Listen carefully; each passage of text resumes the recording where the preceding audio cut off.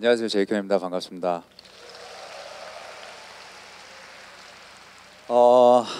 래퍼가 무슨 강연을 해야 하나 고민을 굉장히 많이 했는데요. 그 전에 제가 생각을 해봤어요. 내가 무슨 옷을 입어야 할까. 근데 이렇게 세바시 역사상 가장 찌청을 입고 나온 거는 제가 처음이 아닐까 싶은데 그래도 가장 나다운 모습으로 서자 해서 이렇게 편하게 입었습니다. 양해 말씀 부탁드리고요. 네.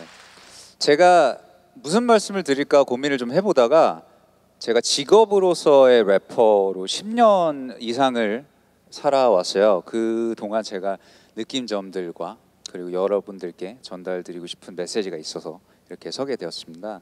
여러분들 래퍼 하면은 인식이 어떤 거 떠오르세요? 한번 손 들고 얘기해 봐줄 수 있어요? 뭐가 떠올라요? 랩? 래퍼는 당연히 랩을 하지. 그리고 또 뭐가 생각나세요? 자유로운 영혼. 또 스웩? 래퍼 하면 요즘 TV에 많이 나오죠? 모끼군. 네, 모끼군. 네, 실명을 거론하면 안 되니까. 모끼군의 비싼 차, 펜트하우스 이런 것들 굉장히 유명하죠. 롤렉스 막 5개씩 집에 있어야 되고.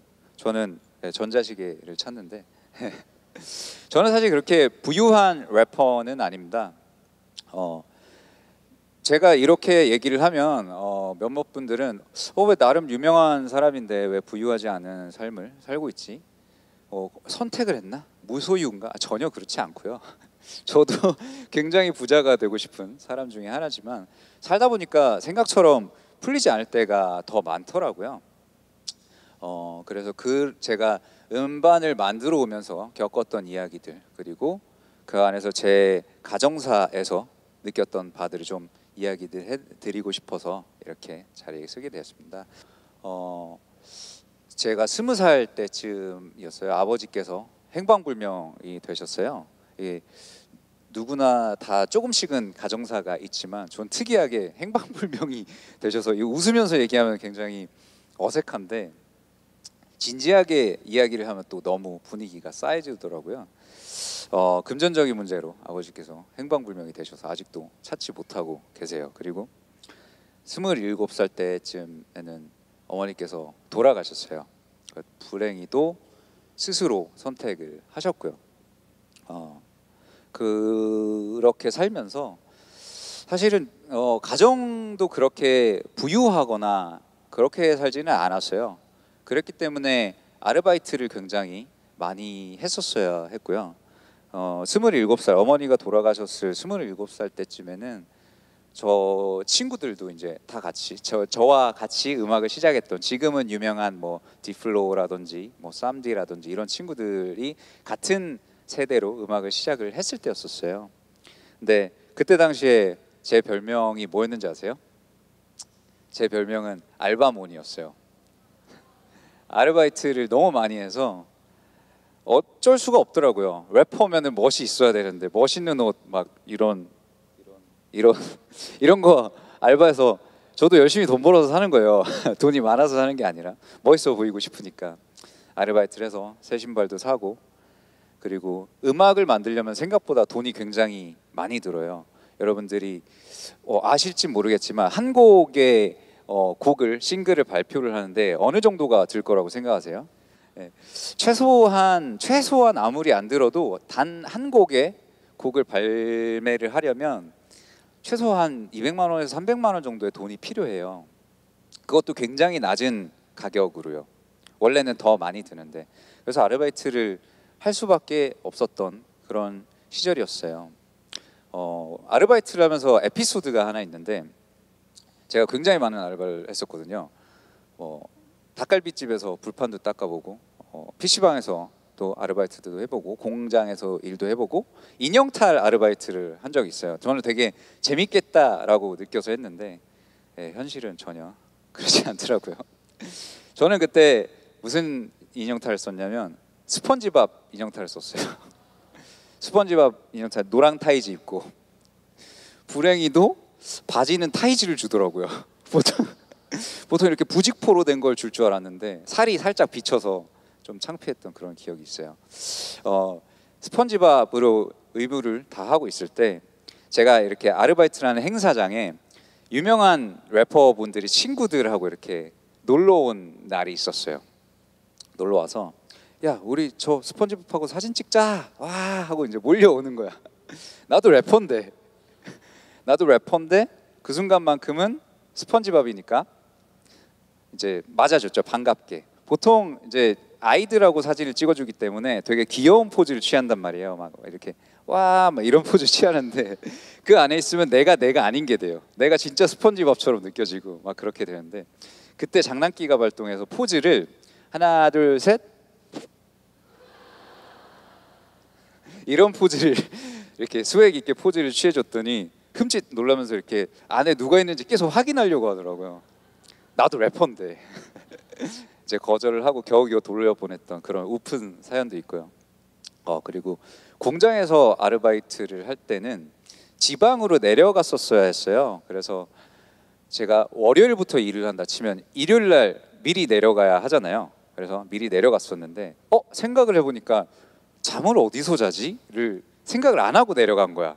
그래서 제 주머니에는 5천 원밖에 없고 어떡하지? 하다가 어쩔 수 없이 출근은 해야 되니까 그 공장 바로 앞에 길에서 신문지를 깔고 어쩔 수 없이 밤을 지샜던 그런 기억도 있어요.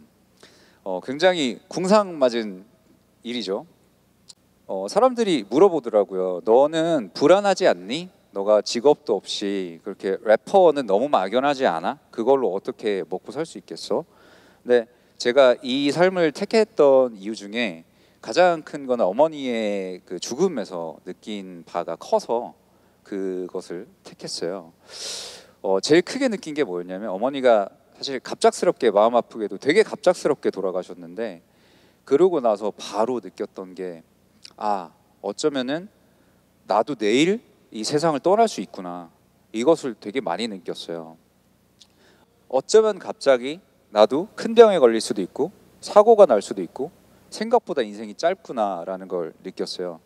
내가 살면서 할 수 있는 일이 만약에 100가지가 있다면 그 중에 50가지도 못하고 세상을 떠날 텐데 내가 진짜 하고 싶은 거 한 가지 정도는 내가 눈을 감는 그 침대에 누웠을 때 세상을 떠나기 직전에 나는 그걸 하면서 충분히 했어 라고 느낄 만큼만 하자라는 마음이었어요. 이것으로 끝을 보자, 뭐 내가 슈퍼스타가 될 거야 이런 마음이 아니었어요. 최소한 그걸 더 해볼 걸 이라는 생각만큼은 하지 말자 였거든요. 어떤 책에서 이런 글을 봤어요. 사람이 죽기 전에 하고 나서 후회하는 것과 하지 않아서 후회하는 것, 어떤 것이 고통이 더 클 것 같아요? 네, 하지 않아서 고통받는 게 더 크다고 들었어요. 그만큼 경험이라는 건 굉장히 중요한 것 같아요. 저는 얼마 전에 정규 앨범을 하나 발표를 했어요. 요즘은 싱글 시대잖아요, 그죠? 한 곡만 유명해지기도 힘든 시대에 11곡이라는 곡으로 앨범을 냈고요. 그리고 LP라는 매체로 발매를 했어요. 말이 나온 김에 좀 보여드리려고 이렇게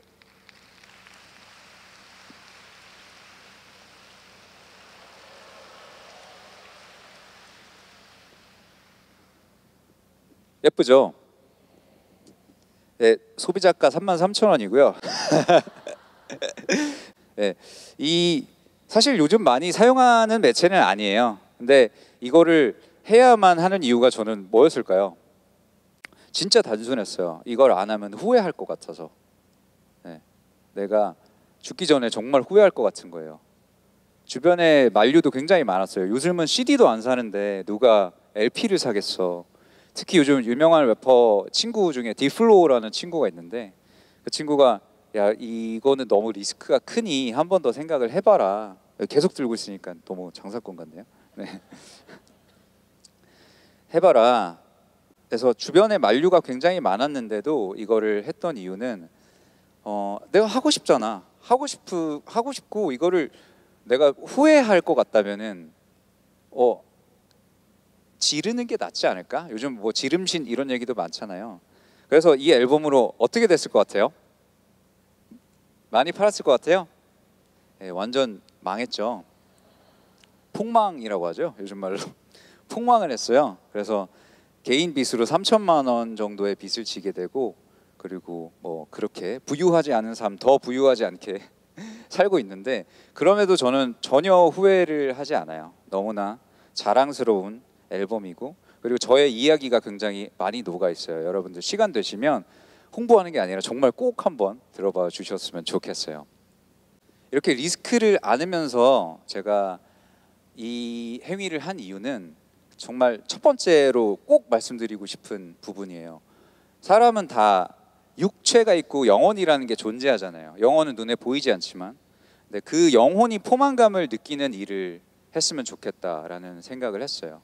내 영혼이 포만감을 느낀다면 우리가 물질적으로 부유하지 않더라도 조금의 어떤 소확행이란 말 많이 하죠.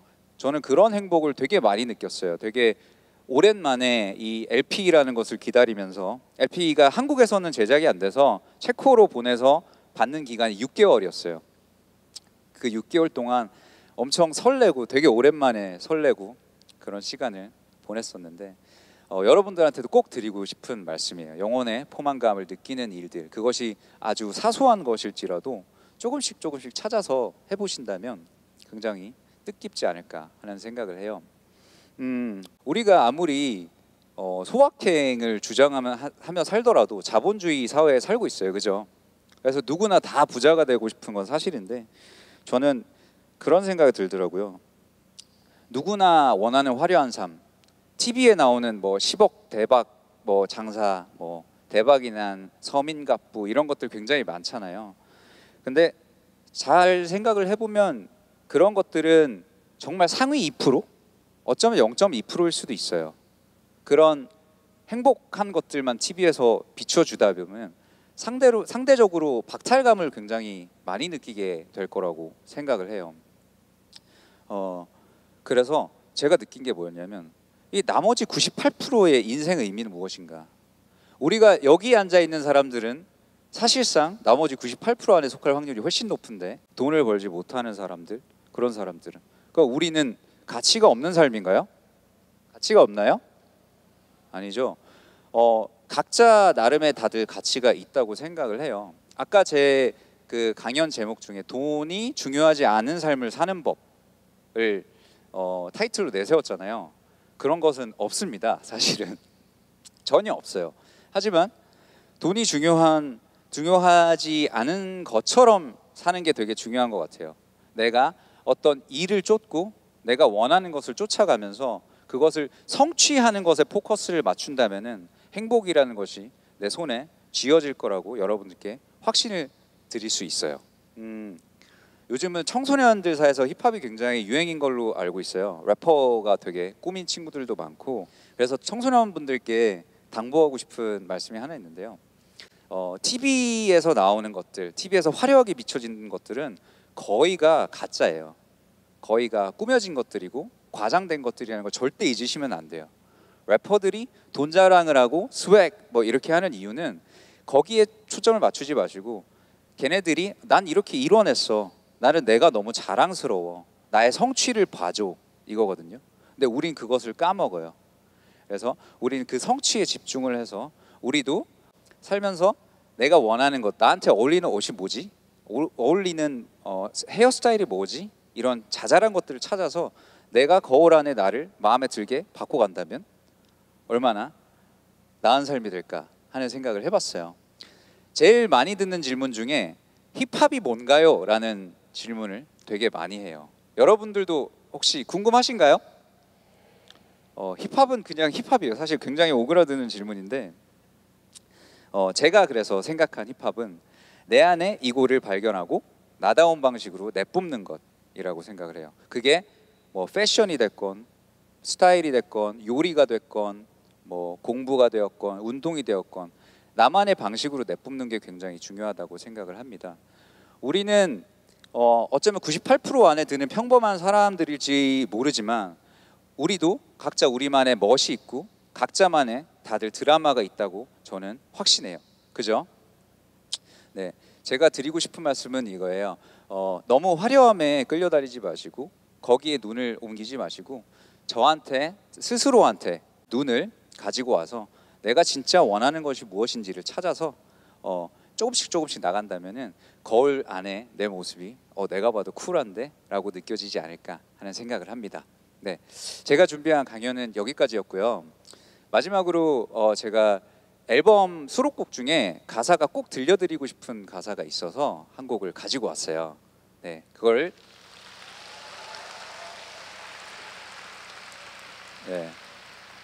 들려드리면서 물러나도록 하겠습니다. 제목은 Soon Easy라는 곡이고요.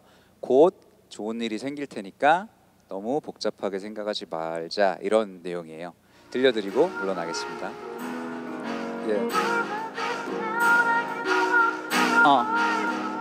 예민해지는 일이 많아지는 것 같아. 네가 없으니 짧다면 짧은 시간 동안 너무 많은 일 생겼어. 괴롭기도 기분 처지는 날엔 고양이들이 날 위로해. 너도 알지 크리스마스가 지났고 계절이 두터워지네. 넌 어떻게 지내? 일기장에서도 뜸해진 기분 좋은 일이 비싼 신발을 샀어. 설레지 않아도 괜찮은 거지 나.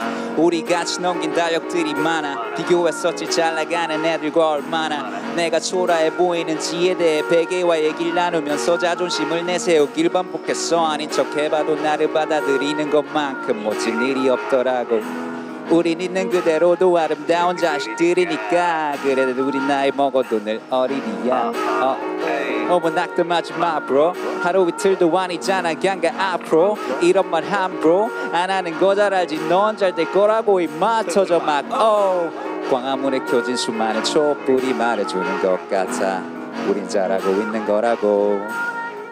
희망을 끄지 말라고. Soon easy. 손 들어주세요. 좋은 일이 생길 거야 우리. Soon easy.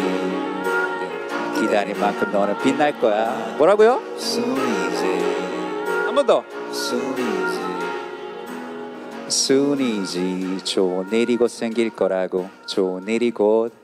감사합니다.